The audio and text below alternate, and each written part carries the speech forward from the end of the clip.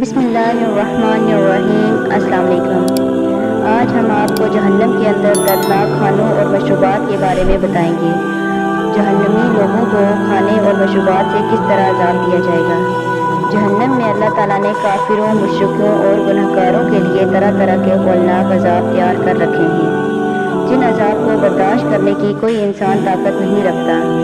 جب جہنمیوں کو جہنم کے اندر دردناک طرح طرح کے عذاب دیے جا رہے ہوں گے، جہنم کی آگ اور شدت کی وجہ سے جہنمیوں کو بھوک اور پیاس لگے گی، تو جہنمیوں کو کھانے کے لیے کیا دیں گے؟ اللہ تعالیٰ قرآن پاک میں فرماتا ہے، جہنم کو دیکھتے ہی کافروں کے چہرے سیاہ ہو جائیں گے اور جہنمی عذاب سے تنگ آ کر موت کی طلب کریں گے، لیکن ان کو موت نہیں آئے گی۔ جہنم کی آگ نہ زندہ چھوڑے گی نہ مرنے دے گی، اور جہنم کی آگ لوگوں کو چکنا چور کر دے گی۔ جب اللہ تعالیٰ کافروں، مشرکوں اور گنہگاروں لوگوں کے لیے جہنم کا فیصلہ فرمائے گا تو ان لوگوں کو دردناک عذاب کے اندر ڈال دیا جائے گا۔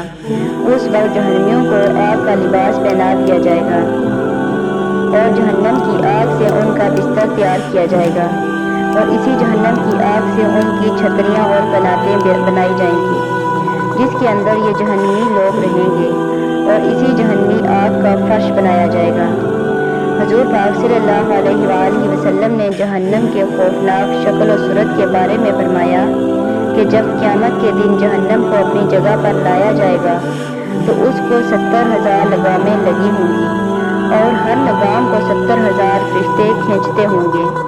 ویسے تو جہنم کے اندر جہنمیوں کو طرح طرح کے خوفناک عذاب دیے جائیں گے، لیکن جہنم کا سب سے بڑا اور خوفناک عذاب آگ کا عذاب ہوگا، جس آگ کی گرمی کی اور شدت اتنی زیادہ ہوگی کہ کوئی برداشت نہ کر پائے گا۔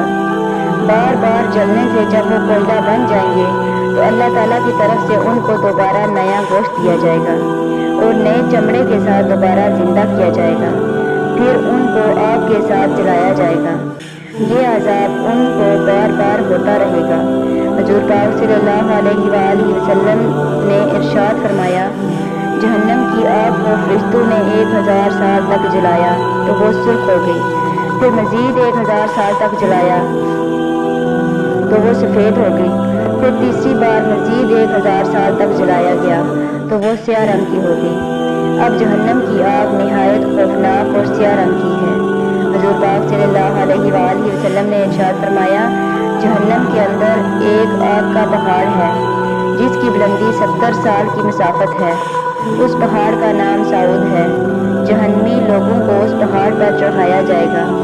جب جہنمی لوگ 70 سال بعد اس پہاڑ کی بلندی پر پہنچیں گے تو ان جہنمیوں کو دوبارہ اوپر سے نیچے گرا دیا جائے گا، یہاں تک کہ وہ 70 سال کی مسافت میں نیچے پہنچیں گے، اور یہ عذاب ان کو اسی طرح ہوتا رہے گا۔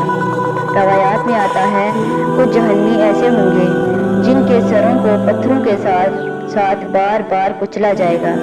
کچھ جہنمی ایسے ہوں گے جن کو سانپ اور بچھو کا عذاب دیا جائے گا جہنم کے اندر، اور کچھ جہنمی ایسے ہوں گے جن کے جسموں کو آگ کی کینچیوں کے ساتھ کاٹا جائے گا۔ حدیث میں آتا ہے، جب جہنمیوں کو یہ دردناک عذاب دیے جا رہے ہوں گے، ان عذابوں کی شدت کی وجہ سے جہنمی اس قدر روئیں گے، ان کی آنکھوں سے اس قدر آنسو نکلیں گے، اگر ان آنسو کے اندر کشتیوں کو چھوڑ دیا جائے تو وہ بھی چلنے لگ جائیں، اور جب جہنمیوں کے رونے کی وجہ سے ان کی آنکھوں کے آنسو ختم ہو جائیں گے تو اس وقت ان کی آنکھوں سے خون اور پیپ بہنا شروع ہو جائے گی۔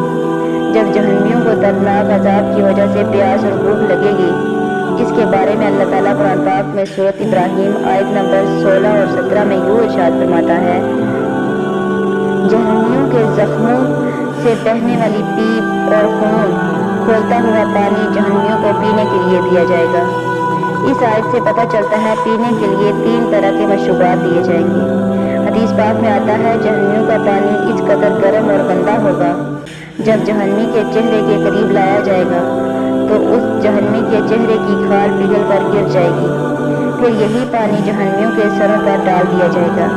جب یہ پانی پیٹ میں داخل ہوگا تو ان کے تمام اعضاء ٹکڑے ٹکڑے ہو جائیں گے، اور تمام اعضاء ٹکڑے ٹکڑے ہو کر ان کے قدموں پر گر پڑیں گے، اور جہنمیوں کو جہنم کے اندر غصاب کا پانی دیا جائے گا۔